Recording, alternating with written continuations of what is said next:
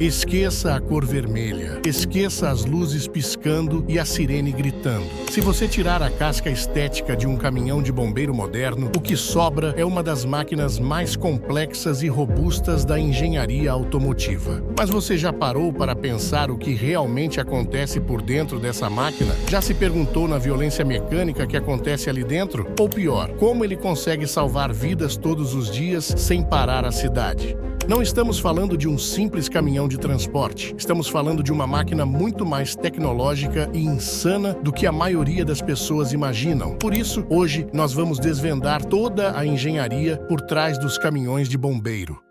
Antes de tudo, você precisa saber que existem dois tipos de caminhões de bombeiro. Os comerciais, que usam o chassi de um caminhão comum com algumas adaptações, o tipo mais usado no Brasil.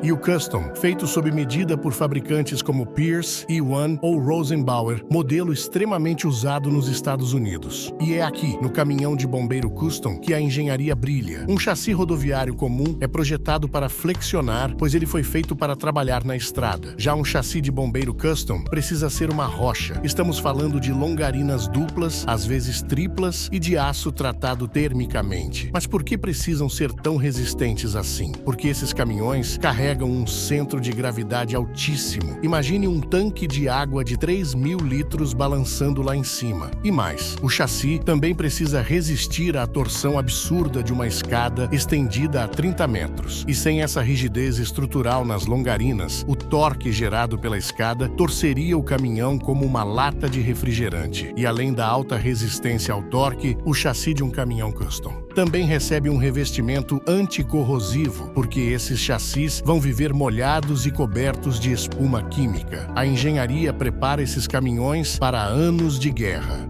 Além do chassi, a motorização também é diferente. Em um caminhão Custom, não encontramos motores comuns, igual aos de caminhões rodoviários no Brasil. Eles usam blocos de até 15 litros da Cummins ou Detroit, que geram cerca de 500 cavalos e um torque quase instantâneo em baixas rotações. Estamos falando de 280 kg de torque, disponíveis a meras 1.000 rotações por minuto. Os números são impressionantes, não? Mas saiba que essa potência sozinha não serve para nada. Por isso, o segredo não é o motor, mas sim o casamento dele com a transmissão. Dessa forma, você nunca vai ver um caminhão de bombeiro moderno manual. A transmissão padrão da indústria é a automática, por dois motivos. Primeiro, pela segurança na condução sob estresse, o operador não se distrai tendo que trocar de marcha, focando 100% no volante. E segundo, pelo conversor de torque. Diferente do câmbio manual, que corta a potência na troca de marcha, o conversor de torque mantém a entrega de força contínua, função primordial para quando você está subindo uma ladeira carregando toneladas e não pode nem sonhar em perder o embalo. Assim, a transmissão automática multiplica o torque e entrega a violência do motor diesel para as rodas de forma direta e ininterrupta.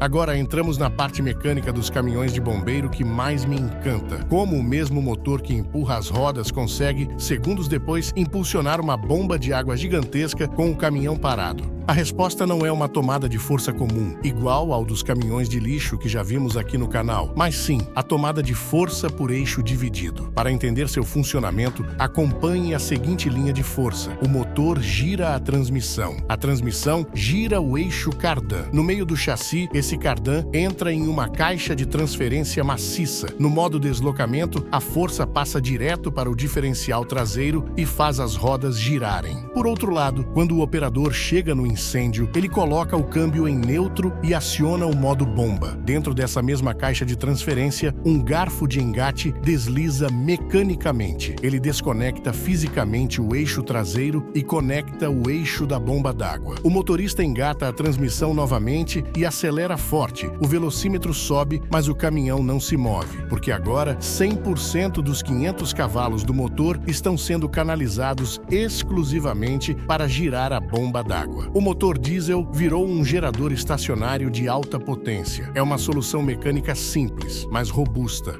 Toda essa força chega na bomba centrífuga. Assim, a água entra pela bomba giratória. A força centrífuga arremessa essa água para as bordas dentro de uma caixa chamada voluta. A velocidade da água é convertida em pressão, e quanto mais rápido o motor gira, mais pressão e mais vazão você tem. Esse sistema geralmente é de duplo estágio. No modo volume, duas bombas trabalham em paralelo, jogando 7.000 litros por minuto. É um dilúvio capaz de apagar um condomínio inteiro. Já no modo pressão, as bombas trabalham em série. A água sai da primeira bomba e entra na segunda, dobrando a pressão para empurrar a água o mais distante possível, no topo de um prédio, por exemplo. E o maior inimigo é a cavitação. Se você tentar bombear mais água do que está entrando, a água ferve pela alta pressão, criando bolhas de vapor que implodem contra o metal. Isso arranca pedaços de ferro fundido do interior da bomba, levando à quebra.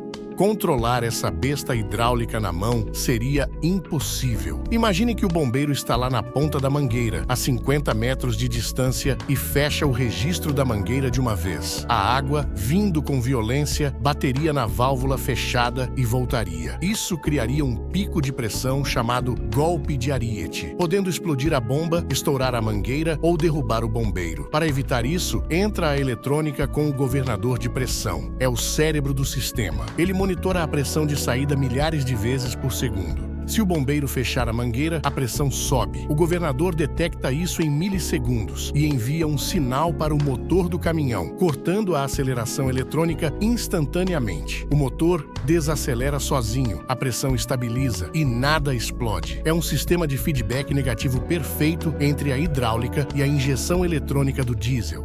Carregar água é um pesadelo logístico. A água é viva, ela se move. Um tanque com 2.000 litros de água tem 2 toneladas de massa móvel. Se você frear bruscamente, essa massa continua indo para frente, empurrando o caminhão. Em uma curva, ela joga o caminhão para fora. Para resolver isso, os tanques são cheios de quebra-ondas. É uma estrutura interna de labirintos e paredes perfuradas. Essas paredes compartimentam a água. Elas impedem que a massa líquida ganhe velocidade dentro do tanque. Elas dissipam a energia cinética do fluido. Sem essa engenharia interna, pilotar um caminhão de bombeiro seria uma missão impossível. Para os caminhões com escada ou plataforma, a engenharia sobe de nível. Como você estende uma escada de 30 metros de altura com 2 homens na ponta e vira ela 90 graus para a lateral sem o caminhão tombar? A resposta está nas sapatas estabilizadoras. São uma estrutura de aço reforçado em forma de caixa, soldada ao chassi, que absorve todas as forças de torção da escada e as transfere para o chão através das sapatas. Essas sapatas hidráulicas saem da lateral e levantam o caminhão inteiro, tirando a suspensão da jogada. O caminhão deixa de ser um veículo sobre pneus e vira uma estrutura fixa ancorada. Os sensores de carga e giroscópios monitoram o centro de gravidade em tempo real. Se o operador tentar girar a escada para uma posição onde a física diz que o caminhão vai tombar, o computador bloqueia o sistema hidráulico e a máquina se recusa a obedecer para salvar a tripulação. Agora vamos falar do fator humano. Toda essa potência e tecnologia seria inútil se o operador não conseguisse usá-la. Por isso, a engenharia de uma cabine de bombeiro foi milimetricamente projetada. Primeiro, o espaço. Os bombeiros não vestem roupas normais. Eles usam uniformes volumosos, capacetes e cilindros de ar nas costas. Por isso, os bancos não são poltronas comuns. Eles têm uma cavidade central no encosto, um buraco projetado especificamente para encaixar o cilindro de oxigênio. Assim, o bombeiro consegue sentar todo equipado, pronto para pular no incêndio. Segundo, a durabilidade. Em uma emergência, os movimentos finos desaparecem. A adrenalina sobe e o operador está usando luvas grossas de proteção térmica. Você não vai encontrar telas de toque delicadas ou botões minúsculos aqui. Tudo é projetado para ser operado com a mão fechada ou com luvas pesadas. Alavancas industriais, botões grandes, codificação por cores vivas, medidores analógicos gigantes. A engenharia aqui elimina a necessidade de pensar. É memória muscular pura, degraus rebaixados, portas que abrem 90 graus e iluminação automática. Cada detalhe é desenhado para economizar segundos. E nessa profissão, segundos são vidas. Para gerenciar tudo isso, o sistema elétrico É massivo, mas não é um emaranhado de fios como num carro antigo. É basicamente uma rede de computadores que conversam entre si. O recurso mais inteligente aqui é o gerenciamento de carga. Quando o caminhão está em ação, com todas as luzes de emergência ligadas, rádio transmitindo, torre de luz erguida e bomba operando, o consumo de amperagem é brutal. Se o sistema detecta que a voltagem está caindo e o alternador não está dando conta, o computador começa a tomar decisões. Ele desliga automaticamente sistemas não essenciais. Primeiro, o ar-condicionado da cabine e depois as luzes de leitura. Ele sacrifica o conforto para garantir que o motor, a bomba e as luzes de alerta nunca fiquem sem energia. A missão vem antes do conforto. Agora, como tradição do canal, vamos falar de valores. Nos Estados Unidos, um chassi custom 0 km ultrapassa facilmente a marca de $1 milhão. Para trazer um desses para o Brasil, passaria fácil dos 7 milhões de reais com a conversão e impostos. Por isso, infelizmente, esses monstros não são a nossa realidade. Assim, no Brasil, nossas corporações militares geralmente pegam chassis comerciais pesados, cavalos de força da Volvo, Scania, Mercedes ou os valentes Constellation e entregam para implementadoras nacionais especializadas. Essas empresas pegam esse chassi e instalam toda a engenharia necessária em cima. Dessa forma, o caminhão de bombeiro pronto para a ação bate fácil a casa dos 2 milhões de reais. Se você curtiu mergulhar na engenharia dessa máquina, deixa o like. E me diz nos comentários, qual outra máquina pesada ou peça mecânica você quer ver desmontada aqui no canal? Manda aí que a gente vai atrás. Forte abraço e até a próxima!